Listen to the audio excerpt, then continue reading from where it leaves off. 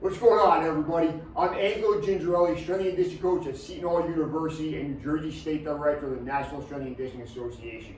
Today we're going to talk about my latest book, The Next 4 Years, Compete, Win, and Thrive in College Sports, that was released on Amazon.com on November 1st, 2024. We're going to discuss today is who should read the book, what they hope to get out of it, and what 2 decades as a collegiate strength and conditioning coach has taught me about helping young men and women prepare for their first semester on campus. So let's get started with a little bit about myself, and then we'll address the book and some training methodology a little bit later in the lecture.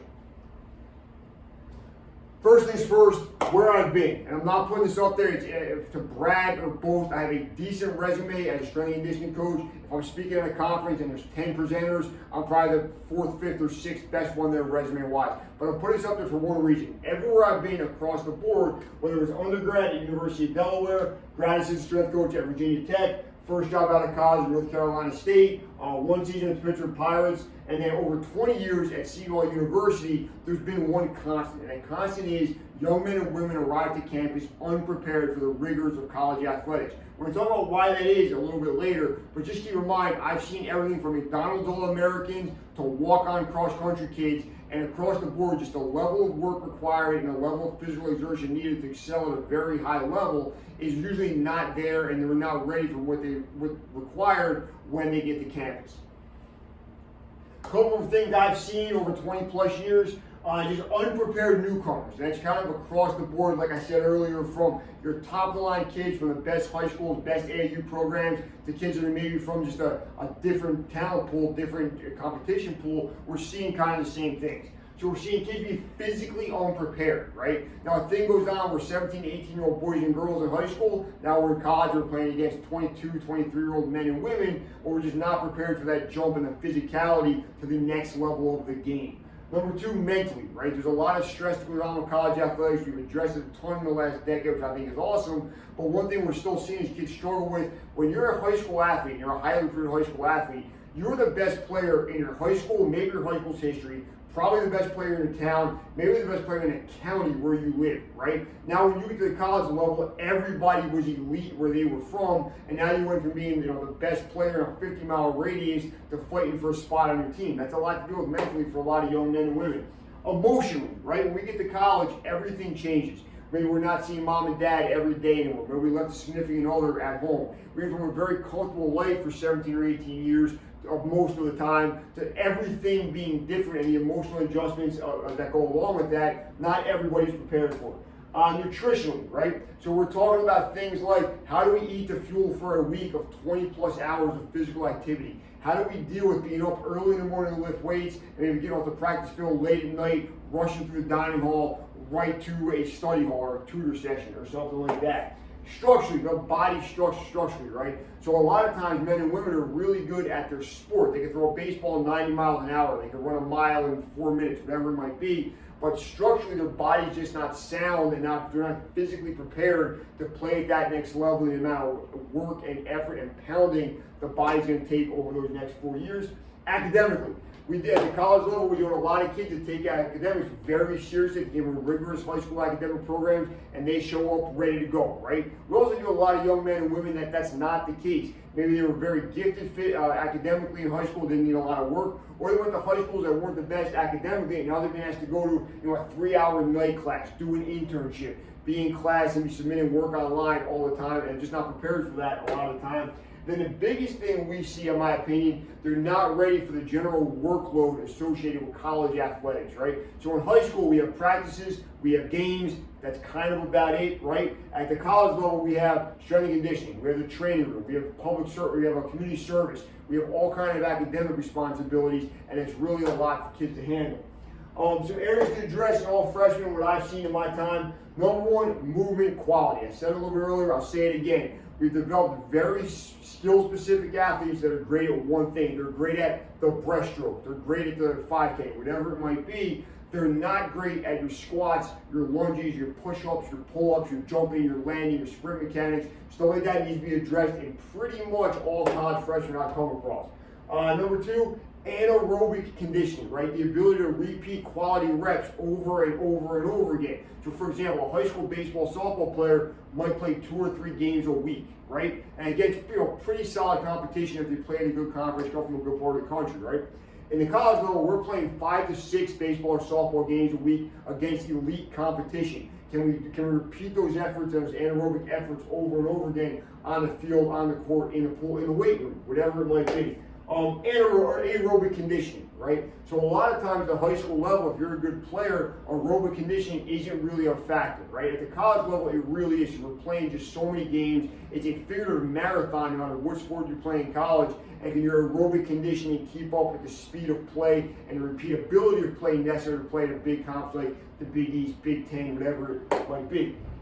Weight room basics, and this is super important. We're going to delve into it really deeply on this video and in the book as well. But can we squat? Can we push? Can we pull? Can we do just the things we know we should be doing in the weight room? The fitness industry does a lot of things really well. One thing I think it does really poorly is we're always selling the second and third floor of the house before we sell the foundation. And the joke I always make is on podcasts, we have no shortage of facilities and trainers and coaches that I think their heart's in the right place, but they're telling parents and parents and 13, 14-year-old athletes, we can do a single arm dumbbell press on a physio ball before that young man or woman can do a push-up or even a regular bench press, right? So let's address the basics, build the foundation, and then all the other stuff on top is great. Specialized equipment, sport specificity, unbalanced surfaces, all great stuff once you build that foundation.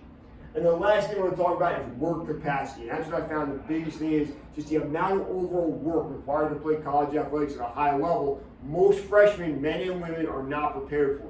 So talk about how to build that, how to increase that work capacity in spring and summer before you report your freshman year, and you're really ready to go and excel at a high level right out of the gates when you get to college.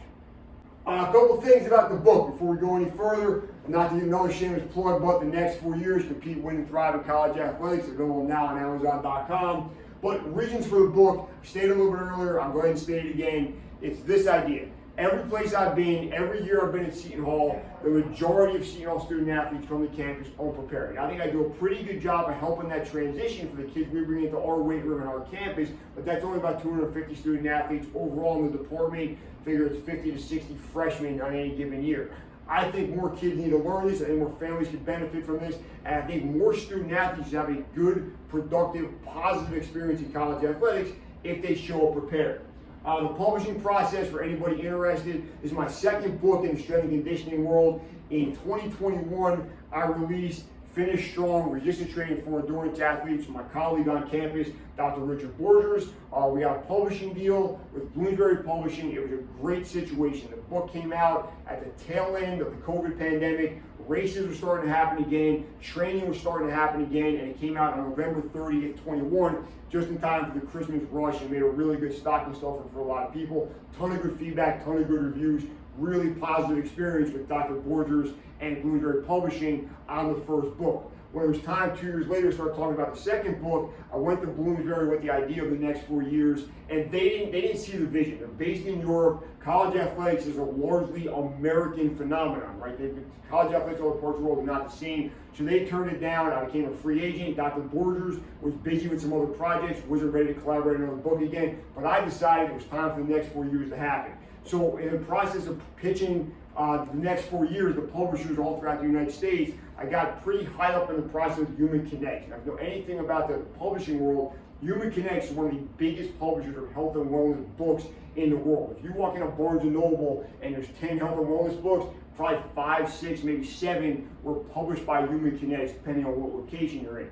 So in that process of discussing the next 4 years of Human Kinetics, I was able to get pretty high up in the chain of people I was talking to, and they didn't really see the vision for the book. What they did say was, we like your writing style, we like your work ethic, we like what you did on Finish Strong. Do you want to edit some projects for us, kind of work as a freelance editor on some of our projects? So I said yes. I learned a lot doing that. I made some money as a freelance editor for Human Kinetics. And what I did is I kind of just let all that money stack, let it stockpile, and then in 2024, I used the money I made editing with Human Kinetics to self-publish the next 4 years. And it's a pretty interesting idea that Human Kinetics actually paid me to produce a product to go on the shelf on Amazon.com and compete with their product. I mean, too many people have done that in our field. There's a good lesson to be learned. There are ways when the front door closes, look for a back door, look for a side door, look for a window, and get in the game wherever you can. The last thing I got here is the 1 hour rule for strength coach. And this applies for anybody in college athletics. If you're a strength coach, if you're an athletic trainer, if you're an academic advisor, and the 1 hour rule to me means this. For 1 hour every day, I'm going to do something to generate income for me and my family, not related to my quote unquote real job. Okay, so it might be working on a book, it might be securing speaking engagements, it might be doing marketing and advertising online for the books and products I already have out. But my attitude is this: if you're on campus 11, 12, 13 plus hours a day, and you gotta do your job, you gotta take care of business, you gotta do the right thing for your athletes, your coaches, your administrators. So that's part of the deal. They're paying you, they deserve your best. But at least 1 hour a day, be doing something to generate income for yourself. So if that day job or that quote unquote real job ends, you have some income coming in. Because we kind of know in our profession, it's only a matter of time, and you got to be ready for that door to close. You need to go kick in another door somewhere else to get a running start to doing that when you can. And real quick, for strength coaches, it cannot be working out. I love to train, I train every day, but let's keep it real. You cannot pay your mortgage with your cut abs, right? I cannot make a car payment with my bench press max. So we have to take an hour a day to work out, be a good example, know what you're asking your kids to do, but then at the same time, generate income and be smart about how you spend your time in any given day, whether you're on campus or at home. Okay, let's talk about the difference between high school and college athletics. So this is a sweeping generalization. I realize it doesn't apply to everybody, but I think it applies to a lot of young men and women. So in high school, we go to school for about 6 hours a day. Maybe it's 8 to 2, something like that, right? Total activity varies by the season or the player. So if you're a high school football player, your August through November is probably pretty hard, pretty physically taxing, no doubt about that, right? When you get to December, January, it might be more of a break. You get to the spring, you play another sport. You might have part of the summer off, depending on what kind of program you're in. And then we have practices and we have games. That's really the majority of what we're doing at the high school level, and at the highest levels of high school athletics. At the college level, it's a little bit different ballgame, right? We have potentially unlimited academic stretch. If you're going to take your major seriously, and you're going to try to do internships and have a high GPA and maybe go to some form of even higher education after your bachelor's degree, those grades matter, those tests matter, those midterms matter, and being in class every day and awake and alert and participating absolutely matters at college level. We talk about the 20-hour rule mandated by the NCAA. It's pretty much 20 hours a week all year. Okay, so there's times a year it might be a little bit less. You might get a break during certain holidays and stuff like that. But for the most part, if you're a soccer player, you're doing something related to soccer about 20 hours a week, and it's probably a little more than that when we really start breaking it down as far as getting in the building early, getting treatment, having time to get changed, get taped, whatever it might be. It might be closer to 30 by the time you add all of that in. And then again, we went from just practice and games at the high school level to practice, games, strength and conditioning, training room, study hall, community service, film sessions, individual score, media responsibilities, NIL opportunities, and what we go ahead and call optional activities that you really better be there if you're going to be a part of the team. Okay, the day-to-day, again, high school might be 7 or 8 a.m. to 2 p.m., about 2 to 4 we practice, and then almost everything else is optional, right? We all know there's high school athletes that are super gifted. They just show up to the bare minimum practicing games and they go out and play like rock stars. Then we know kids that do all the other stuff, right? They're getting extra tutoring, they're spending a lot of time on their schoolwork. They're going to individual skill instruction, right? So they're going to high school baseball or softball practice, and then they're meeting with a pitching coach a couple times a week, going to the batting cage with an instructor a couple times a week, stuff like that. Weight training. It might be in a high school weight room, it might be in a private facility, it might be in a garage or the basement with mom or dad or older brother or sister. You got conditioning. Some kids take it very seriously, some kids don't. And then meals, right? It might be mom and dad cooking every night. It might be something quick through a drive-through. But there's really not a ton of stress on a high school athlete compared to the college athlete. Not to diminish what goes on in high school at all, but it's just a different ballgame, like usually cliche. College student athletes, typical day for someone at Seton Hall, 6 a.m. we got a mandatory lift. Means you're probably up at 5:15 or 5:30, getting dressed, getting ready for that. 8 to 1, we're going to class. And then, might have a light academic schedule. You might not be too into the school side of things, but it might be long lectures, labs, group projects, presentations. It could be a pretty serious academic calendar. Hopefully about 1 p.m. we're eating lunch. Then at 2 p.m. we go to practice. That's a 3 or 4 hour ordeal at any given time of the year. Hopefully at 6 p.m. we're getting dinner. 7 p.m. is probably study hall. And then as a strength coach, we're just praying about 10 or 11 at night. We're able to shut down the social life, put the phone away, put the PlayStation controller down, and go to sleep. And you're ready to do this again at 6 a.m. 5 to 6 days a week, depending on the time of the year. So again, on this slide, all the white stuff is the stuff I know they're doing. The red or the pink stuff is the stuff I hope they're doing to make themselves better and get better over time. Some lifestyle choices in high school. Okay, most kids that come from pretty solid family backgrounds live in a house with their family. That immediately changes when they go to college to living in a room with some kid they just met. And that's a completely different experience. I don't think it addressed nearly enough about preparing high school kids you're ready to play in college. In high school, hopefully we're doing home cooked meals, 4 or 5 days a week. Mom or dad's making a pretty good balanced dinner, right? On the college level, it's mass produced dining, all food, 3 meals a day, 7 meals a week. As you get a little older, that might change a little bit, but a lot of freshmen are eating dining hall, 21 meals a week potentially, right? High school travel to play sports, mostly within the county or the state. If you're really good, if you're really elite, a couple times a year, might be doing a national tournament or a showcase, but I say 85% of the time, you're playing the schools within a 30, 40 mile radius, right? At the college level, we have nationwide travel. I work at Seton Hall. The Big East goes from the East Coast all the way out to Chicago and Milwaukee, so it covers half the country. And a lot of our non-conference play might go all the way to the West Coast. So we're talking planes, buses, late night arrivals, travel delays, eating on the road, sleeping in hotel rooms maybe 30, 40 nights a year in some cases. So it's just a different ballgame with travel, which as we all know has wear and tear effects on the body.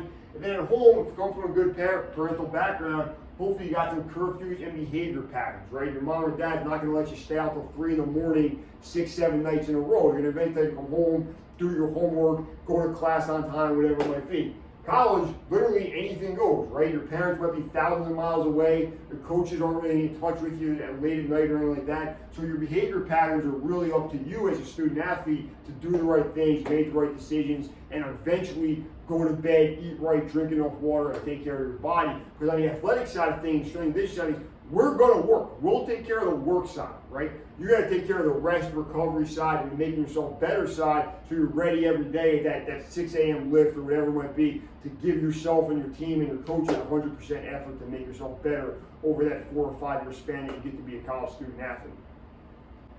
I think this milk analogy is pretty powerful. In my mind, high school sports is like a glass of milk. It's cool, it's refreshing, it's nutritious. Everybody loves a glass of milk, right? That's high school sports. College sports is like the entire dairy section at a big supermarket. So everybody wants to drink a glass of milk. Then you decide they want to play in college, and now instead of drinking 1 glass of milk, you're being force-fed all of the milk, all of the cheese, all of the yogurt, all of the eggs, every single thing in that dairy department in a big supermarket, and not everybody is ready for the transition from that single glass of milk to this entire supermarket dairy section.